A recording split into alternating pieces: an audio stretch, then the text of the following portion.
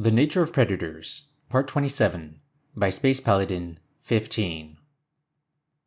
Memory transcripts and subject: Slanik, Vanille Space Corps. Date: Standardized Human Time, October 1st, 2136. Our evacuation party was fortunate to skirt the orbital battle and depart the system with a fair distance between us and the Arxer. The Terran transport unloaded its critically wounded passengers at a Vanille border outpost, while the rest of the posse trekked onto Earth. I wasn't sure how the Predators planned to deal with the terrified aliens upon arrival. Marcel had been stabilized by onboard medics and didn't want to send Nulia to a refugee site run by Predators without him. In fact, I got a feeling that he bore no intention of leaving her in a camp at all. Every Gojit on the vessel gawked at him yesterday, when he launched into a silly song about a twinkling star to put her to sleep. Marcel was the reason I resisted the temptation to disembark in the relative safety of a Vanille station. After every horror that befell him in space, I was uncertain if he'd ever return to the stars. Our separation could be permanent.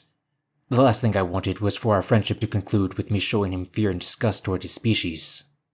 If someone told me when I signed up for the Humans' First Contact program that I would willingly go to their homeworld, I would have killed over laughing. But I felt guilty over how my instincts ran amok on the Goji cradle, and how quick I was to fault the Predators for things I had no role in. Was my trust in humanity really that conditional? Were my prejudices still alive? The mere sight of Marcel in the doorway had me in shambles at our first meeting. Now I don't think about it when he snarls or picks me up. I don't react to any human's eyes either, not even strangers or crowds. Maybe I've made more progress than I give myself credit for. All sorts of bizarre ideas waltzed through my imagination when I tried to envision Earth. I was the first Vanille to visit humanity's home. Not even the bravest scientists or diplomats would venture to the Blue Marble. It was a massive step, which might be a far cry from my preconceptions of society. Landing on Terran soil would place me at the whims of their government and expose me to the general populace. It would offer better insight into what the average Predator was like. But was that a positive? I was woefully unprepared for what I had seen, mixing in with the UN military units. As the spacecraft touched down, I tried to remind myself that it was too late to back out. This was not the time for second thoughts. My fright would only contribute to the other passengers' panic. Gojit refugees, line up a single file and prepare to exit the ship. Anyone who fails to follow the directions of UN soldiers will be hit with a tranquilizer dart for your own safety. A grating voice growled over the PA system. Volunteers are handing out blankets, water, and dried fruit. If you require medication or special accommodations, approach the nearest human in a white coat or Red Cross insignia. You are safe here. Please do not panic. I snorted. Easier said than done. The human statements didn't have the calming effect they desired. There wasn't a single refugee that didn't look petrified. One elderly Gojit collapsed with a thud, clutching her chest. The terror generated by this amount of Predators could certainly cause a heart attack. Terran medics gestured for everyone to move back, and hurried to cart the cardiac victim out. For the Gojits on board, it must appear they were being towed to a Predator's lair as cattle. Ferocious-looking soldiers with massive guns were corralling them into the open air. Who would believe a beast's claim that they would return anyone that wished to leave to Gojit or Federation territory as soon as they arranged terms with their government? "Hi, Slanik," Tyler said hesitantly. The blonde human took a timid approach, as if worried about frightening me. As traumatic as his table manners were, the big guy's intentions were benevolent. He couldn't help that his taste buds evolved with such a vile proclivity. Like Marcel explained, it was biology that was beyond their control. I was aware that Predators consumed meat by definition, and that didn't negate everything I knew about their rich emotions. Humans weren't like the Arxer hunting living creatures. They cultivated cell samples in a lab. What was so immoral about that, other than the fact that it was appallingly gross? It's on the same level as consuming fecal matter. Don't exactly want to share a table or drink out of the same saucer, but it doesn't have to shape my entire opinion of him. Out of sight, out of mind. Thanks for saving my life, Tyler. Sorry for freaking out back there. I pinned my ears against my head, and saw his eyes soften at my scared expression. It was a good idea on paper for me to help humanity communicate with civilians, but I had no idea what I was signing up for. It was sensory overload. All the death, predation, and aggression. It's cool. I forget how much you guys hate Predators sometimes. I know Marcel doesn't. But how could he? The flesh eater muttered. Following Tyler's sharp gaze, my own eyes landed on the redhead. I couldn't help but notice the looks Marcel shot the goated adults throughout the ride.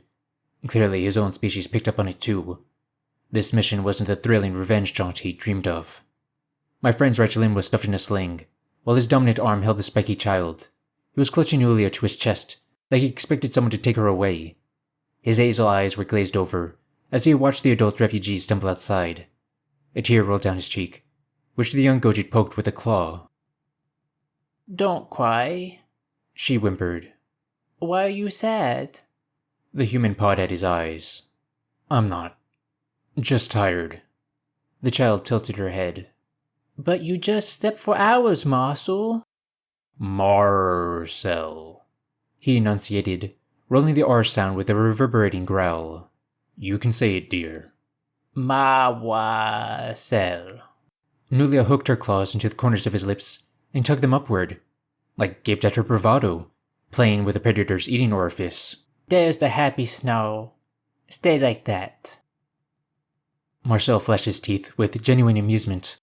He glanced at me, noticing that Tyler and I were both watching with concern. The vegetarian struggled to his feet, limping toward us at the rear of the line. We shuffled to the exit as a pack, and my nerves surged through my veins. Warm sunlight struck my face as I took my first look at humanity's home. The refugee camp was based in a decommissioned airport, judging by its appearance. Various structures had been converted to lodging, and tents dotted the runways. Humans were passing out supplies in what I thought was a former hangar bay. Doctors checked on any Goji showing signs of life-threatening distress. Camera crews were parked on the other side of a chain-link fence. A few predators shouted the word vanilla, trying to get my attention. For better or for worse, my image was the first representative of my species here. I forced myself to straighten, and offered the most human-like wave I could muster. UN guards manned the perimeter, allowing only cleared personnel through the gates either way. Alarm rocketed through my veins as I spotted a ferocious four-legged predator alongside them. The brown and black beast made the humans look cute and cuddly. I was sure its serrated fangs could puncture their flesh like pudding, but the primates seemed oblivious. It sniffed the air with twitching nostrils, and eyed the armed Terrans with hungry pupils. I knew they had forward-facing vision, but how could they be that blind to their surroundings? How could that dangerous beast have drawn that close to them unnoticed?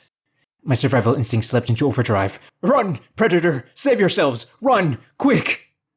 Wait, Marcel can't run. He's going to get picked off first. Him and Nulia are an easy target. The humans need to gun down the predator before it gets us. I bolted back toward the transport, overcome with a blinding terror. Tyler raced after me, closing the distance with long strides. He scooped me up despite my shrill, incoherent protests, and walked back to Marcel and the child. There's a lot of predators here, Slanik. Marcel sighed. What? You've never seen a human before? I thrashed in Tyler's grasp, trying to get him to put me down. My ability to formulate words other than predator or run was greatly diminished. A pitiful squeak escaped from my mouth, and I jabbed a claw at the monstrous quadruped. It was panting and slobbering over the human's boots. Were they the most clueless species in the galaxy? Nulia screeched as she spotted the beast, and understanding flashed in Marcel's eyes. He massaged the child's neck, seeing her spines pop up. Why didn't the human seem the least bit afraid? Why didn't he call to the guards to shoot the predator? That is called a dog, Marcel said slowly. We domesticated them thousands of years ago, which means we trained them to be friendly to humans. Tyler grinned. I have one at home. They helped us with hunting back in the old days, but now we keep them as pet companions. My human interjected. Dogs are loyal and obedient to us. They're not sapients, but we have a close bond. Those UN guys have the predator situation under control. I watched as the Terran soldier patted the dog on its head, and his tongue lolled out of its mouth. The human fished into its pocket, pulling out a cookie. He placed it in his hand, stretching his palm as flat as it could go, then offered it to the faint predator. What was this madman doing? Trying to lose a limb? The beast sniffed at the offering and wagged its tail. Disbelief filled my chest as it snapped up the morsel, seizing the food without nicking the man's hand. It barked at the Terrans, who were showering it with toddler-esque praise. Did that non-sapient predator understand their words? I can't believe even humans tried to prevent that thing. Conditioning dogs to be friendly to humans means they weren't always friendly, I mused. And Tyler keeps one in his residence. Like that is normal. How can he sleep with it around? Tyler sensed that I calmed down enough, and placed me back on the ground. Was that how human hunting worked? co-opting other predators to do their dirty work. Marcel promised an answer once we were out of danger, but had yet to fulfill his vow. My outburst already drew a lot of unwanted attention, though, so I decided not to say anything now. One human took up his strides toward us, flanked by a group of soldiers. His thinning salt and pepper mane and crisp coat with a UN pin looked familiar. Dear stars, it was the Secretary General himself. I recognized him from our landing at the outpost. Was his entourage coming to arrest me for inciting panic? Slanik, isn't it? Welcome to Earth. Elias Meyer leaned in, so close that I could feel his breath inside my ear. The air movement tickled the sensitive hairs, and I resisted the urge to paw at it. Act natural and pose for the camera for a moment. It'll be bad PR for everyone if they think you're afraid of us. The human official draped his arm across my neck, and I forced myself not to shy away. Why did the predators always have to grab for the vital areas? All he'd have to do would be to lock his elbow to constrict my throat. I apologize for the canine presence. The Secretary General spoke the words in a booming tone, and I sensed that he was trying to tell the media that I hadn't freaked out from the humans. The dogs are necessary for security purposes. Security from what? I whispered. Meyer smiled, but did not answer. He slipped his arm from my shoulders and gestured for us to follow him. I tailed behind the UN leader on shaky legs, terrified to traverse the checkpoint. Marcel and Tyler lurked at the rear, probably to seal off my escape route if I tried to run. The dog was tethered by a thin rope on closer inspection, but it seemed to be pulling the humans more than anything. Those awful eyes were watching me. Its yellow fangs were the size of my ear. I couldn't stop hyperventilating. A predator like that could smell fear, couldn't it? What could the Terrans do if it lunged at me? A tinted vehicle was waiting with the door ajar, and Meyer flicked a hand toward the car. I didn't need a second invitation to spring into the steel death trap. Marcel and Tyler squished in beside me, while the Secretary General found a seat opposite us. The Gucci child was inconsolable after the dog sighting, sobbing into my human's grimy uniform. Meyer raised his eyebrows. Where are your parents, kid? They must be worried sick about you. No, they're not. Nulia wailed. I called for Mommy and she never came back. She didn't care if Marcel or the bad monsters ate me. Marcel gave her head a gentle pat. Your mother made a mistake, darling, because she was really scared. She loved you very much. Tyler nodded. That's right. You're a good kid. Meyer's eyes lingered on Nulia for a moment. His thinly veiled displeasure suggested he preferred if Goji children weren't roaming his planet. Evidently, he decided it wasn't good PR to force Marcel to leave her behind either. Anyhow, sorry about that mess, Slanik. I had no idea the Vanilla was sending visitors. Though, don't misunderstand me. We're thrilled to have you here. The Secretary General said. I'll work out luxurious arrangements for all of you. If there's anything you want, just ask. I cuddled up to my human. Thank you, sir. Anything for our galactic neighbors. I'm pleased that you both returned alive, especially with how symbolic your connection has become here on Earth. Speaking of which, I have some positive news. Marcel leaned forward. Positive news. Sovlin has been arrested by UN forces. He's being held in a clandestine facility for alien POWs and is awaiting trial. My eyes widened, while my friend's gaze narrowed. How had the Terrans tracked down the sadistic Gochid? Regardless of their methodology, I was relieved the captain wouldn't get away with his wretched deeds. If the predators executed Sovlin, it would satisfy Marcel's wish for his death. The anger boiling inside him was taking its toll on his kind soul. Take me there, my human growled. I want to see him. Secretary General Meyer exhaled, shaking his head at the negative. That's not a good idea. So what? Pull some strings. I'm not going to do anything drastic. Marcel said. And why would I risk the political fallout if you did attack an alien prisoner in our custody? There is zero benefit to any party, and we aren't prepared to host visitors there regardless. You'll be able to see Sovlin in court. Come on. All I want is a short conversation, Meyer. The red-haired human's expression was pleading, and his eyes searched the UN leader's resolute face.